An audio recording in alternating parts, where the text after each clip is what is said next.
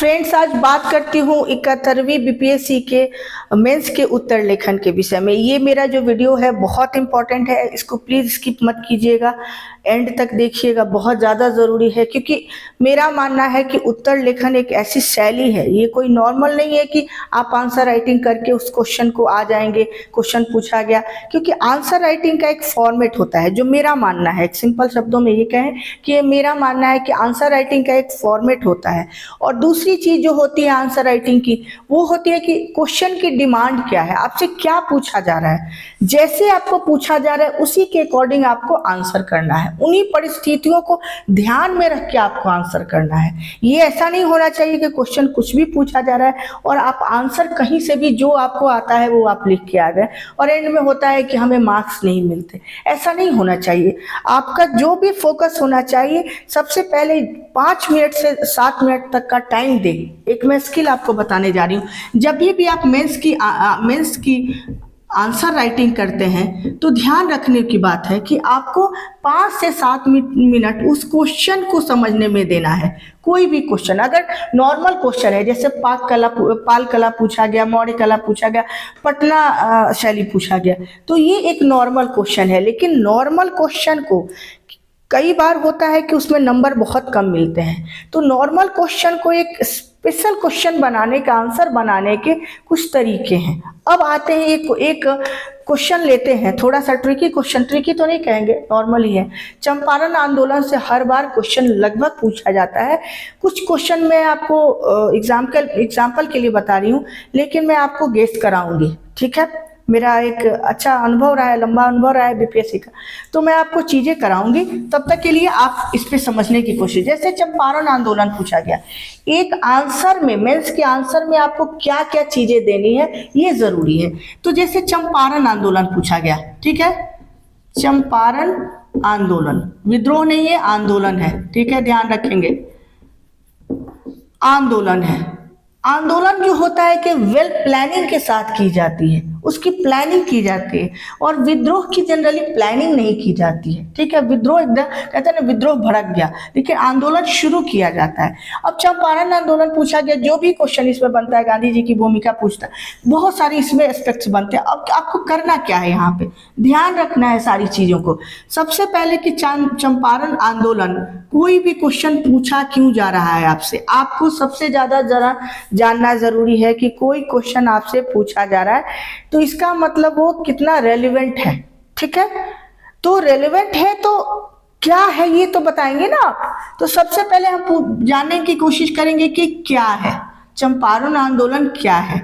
तो क्या का बताएंगे, जैसे आप क्या बताएंगे तो 2-3 चीजें अपने आप उस आंसर में आ जाएंगी।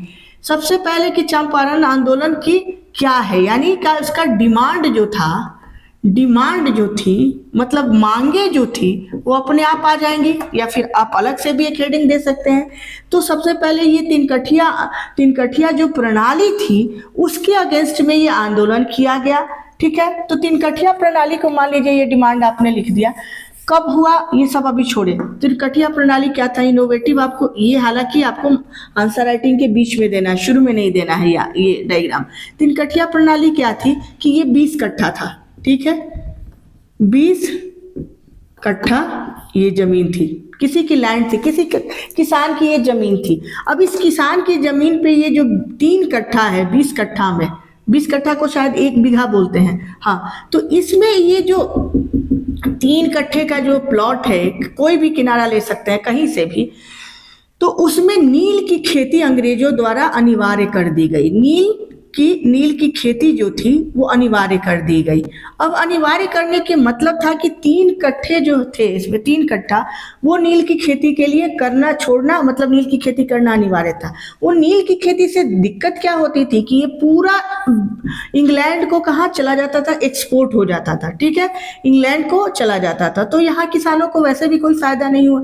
दूसरी जो दिक्कत होती थी, परेशानी ये होती थी कि इसके कारण इस पे जो वो कीटनाशक होते हैं उनका अटैक बहुत बढ़ जाता था। बाकी जो फसल थी, ये जो फसल का एरिया है, इसको आप इनोवेटिव बहुत बना सकते हैं। ये फसल का एरिया है, उस पे कीट पतंगों का जितना आक्रमण बहुत बढ़ जाता था।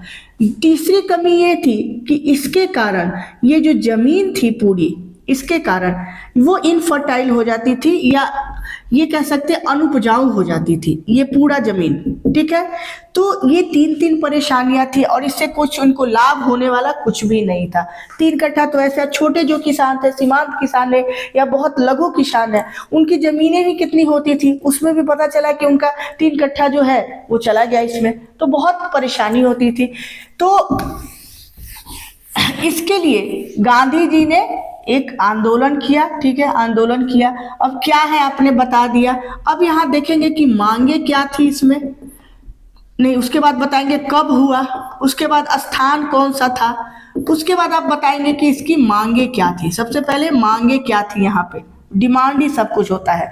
ये करने के बाद आपने क्या किया कि इसको शुरू कर दिया। यहाँ से आपने 3 से 4-5 लाइन में आपने एक बढ़िया सा इंट्रो तैयार कर लिया, इंट्रोडक्शन का आपने तैयार कर लिया 4 से 5 लाइन में। यही आपका मार्क्स दिलवाता है, ध्यान रखेंगे। आपकी जो इमेज बनती है, जो क्वेश्चन आपके आंसर चेक कर रहे हैं, कॉपी चेक कर रहे हैं, उनके दिमाग में जो आपके लिए जो फ्रेमिंग होती है कि आपका कैसा आपका आंसर है, वो इसी से होती है। इसी से वो तय करते हैं कि आपको कितना नंबर देना चाहिए। पहले जो होता है इमेज आपका यहीं से बनता है। तो ये बहुत इंपॉर्टेंट पार्ट है। उसके बाद आप क्या करेंगे कि उसके बाद इसकी मेन जो चीज़ें हैं वहाँ पे लिखन उत्तर लेखन शुरू करेंगे। मेन जहाँ जहाँ जहाँ जहाँ चीज़ें हैं पूरा उत्तर लिखन आपने अच्छे से लिख दिया, ठीक है। और जैसे चंपारण आपको बताना है, बीच के उत्तर लेखन में ध्यान रखेंगे कि पहले जो इंट्रो का पार्ट होगा वहाँ कोई भी डायग्राम नहीं देना। हाँ डेटा दे सकते हैं, लेकिन डेटा का ये क्वेश्चन है नहीं। तो इकोनॉमी में जैसे डेटा दे सकते हैं, ज्योग्राफी में है, अगर एग्रीकल्चर से या कोई और सेक्टर है तो वहाँ आप शुरू में ही डेटा दे देंगे, ठीक है, ताकि आपकी पृष्ठभूमि तैयार हो गई। कहने का मतलब कि एक बच्चा भी आपके कॉपी को चेक नहीं करे, पढ़े, तो आपको उसको पता होना चाहिए कि आपको इंट्रो पार्ट से कि आप क्या बताना चाहते हैं। पूरी कॉपी जो आंसर होगी आपकी इस वाले क्वेश्चन की, उसमें आप क्या क्या बताने जा रहे हैं, इसकी पृष्ठभूमि यही तैयार होती है। दूसरी बात है कि डायग्राम की। अब एक डायग्राम तो मैंने बताया जो बीच में जाएगा, इंट्रो पार्ट में नहीं जाएगा। दूसरा डायग्राम मान लीजिए कि ये आपका बिहार है, मैं ऐसे ही रफली बना रही हूँ। अब बिहार में चंपारण को आप दर्शा देंगे, ठीक है। चंपारण को ऐसे ऐसे यहाँ आपने लिख दिया बिहार, यहाँ लिख दिया आपने चंपारण। अब इससे क्या होगा कि एक इनोवेटिव इम्पैक्ट पड़ा। जो भी क्वेश्चन आंसर चेक कर रहे हैं आपको इनोवेटिव उनको लगा कि हाँ कुछ तो अलग है, डिफरेंट है। तो ये सबसे बड़ी डिमांड होती है। और इसके बाद जो पाल कला चित्र, जितने चित्रकलाएं हैं उनको भी मैं आपके अपने वीडियो के माध्यम से बताने जा रही हूँ, ठीक है। मैं रोज हर एक दिन रोज एक या 2 क्वेश्चन अपलोड करूंगी। और अभी सबसे ज़्यादा जो महत्वपूर्ण है वो समसामयिक से ट्रेंड एक हो चुका है बीपीएससी के एग्जामिनेशन में, मेंस में, कि समसामयिक से क्वेश्चन पूछा जाता है, जिसमें नेशनल न्यूज से भी क्वेश्चन पूछा जाता है, इंटरनेशनल से भी बहुत कुछ पूछा जाता है। तो नेशनली अगर इंटरनेशनली दोनों स्तर पे देखते हैं तो 2025 और शुरुआत के 2026 के दोनों ही बहुत महत्वपूर्ण है। बहुत सारी अंतर्राष्ट्रीय घटनाक्रम हुआ है और राष्ट्रीय घटनाक्रम भी हुआ है, ठीक है। इसमें इस संदर्भ में आपको बिहार के इलेक्शन को बहुत अच्छे से करके जाना है। बहुत कुछ भी उसमें पूछा जा सकता है, ठीक है।